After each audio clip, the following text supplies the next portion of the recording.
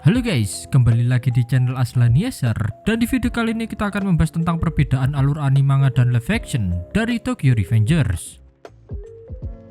Namun sebelum masuk ke pembahasan, di sini Mimin disclaimer terlebih dahulu jika pembahasan kali ini sangat mengandung spoiler. Bagi kalian yang nggak mau terkena spoiler, bisa silakan menonton live actionnya terlebih dahulu yang kini masih tayang di bioskop CGV Cinemas Indonesia.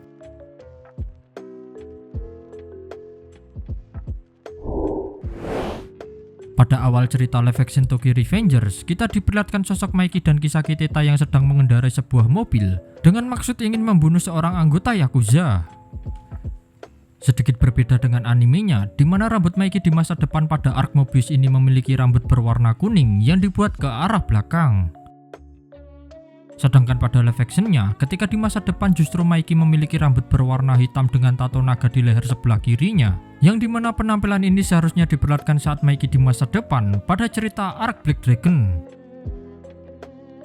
Nah, menariknya, pada kelanjutan live action ketika memasuki Arc Black Dragon nantinya, apakah Maiki masih diperlihatkan tampil dengan rambut berwarna hitam persis pada cerita anime manganya? Atau bisa saja berubah penampilan dengan rambut berwarna putih seperti penampilan Maiki di masa depan pada Arc Bonten.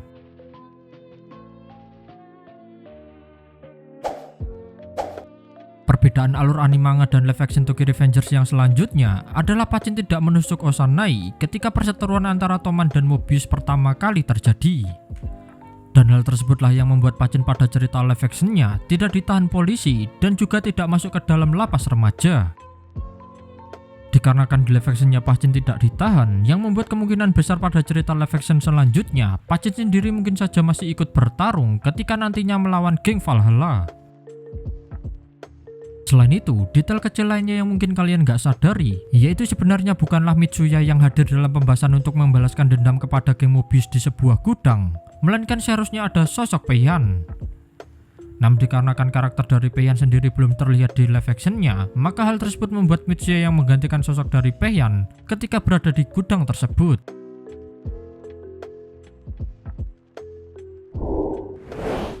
Perbedaan alur cerita anime, manga, dan live action pada poin ini masih menjadi sambungan pada poin yang sebelumnya. Dikarenakan Pachin tak menusuk Osanai, hal tersebutlah membuat scene perseteruan antara Maiki dan Draken ditiadakan. Selain scene perseteruan Maiki dan Draken, ada beberapa scene yang juga ditiadakan. Di antaranya Takemichi yang tertindih oleh Emma, dan juga tidak adanya scene yang menjelaskan seperti apa kehidupan Osanai ketika di masa depan.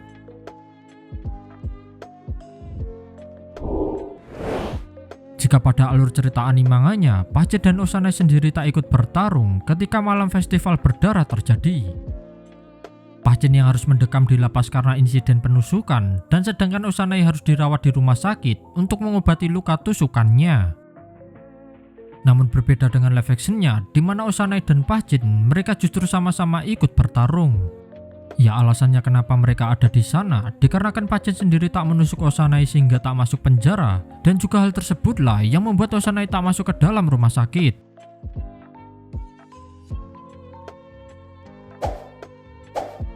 Perbedaan yang selanjutnya, di mana pada live actionnya saat festival pertarungan antara Toman melawan Mobius bukan dipimpin oleh Shuji Hanma, melainkan dipimpin oleh Osanai sendiri.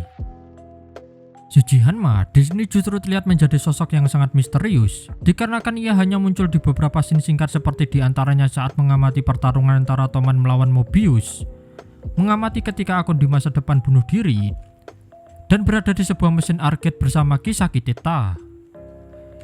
Ini tentu sangat berbeda dengan cerita anime manganya, di mana Shuji Hanma menjadi ketua pengganti dari Osanai dan kemudian memimpin pertarungan antara Mobius melawan Toman.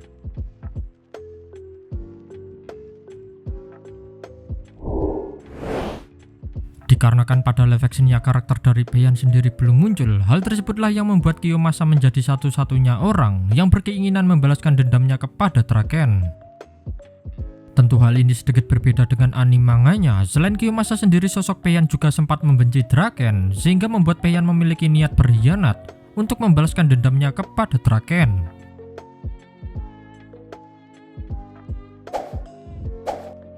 Perbedaan yang terakhir adalah kurang lengkapnya para petinggi di geng Toman pada live actionnya.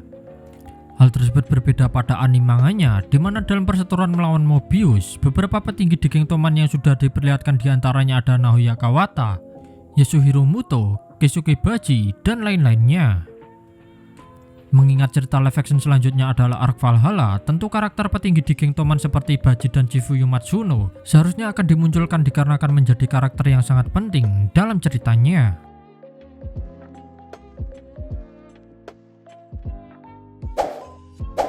Itulah dia sederet perbedaan alur anime manga dan live action dari Tokyo Revengers.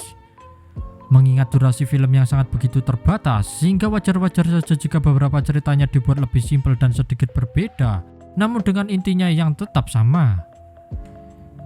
Jika menurut kalian ada perbedaan lain antara anime manga dan live action yang belum Mimin sebutkan, bisa silahkan komen di kolom komentar. Sekian pembahasan video kali ini. Jika kalian suka jangan lupa klik tombol like, komen, dan subscribe. Dan sampai jumpa di video selanjutnya.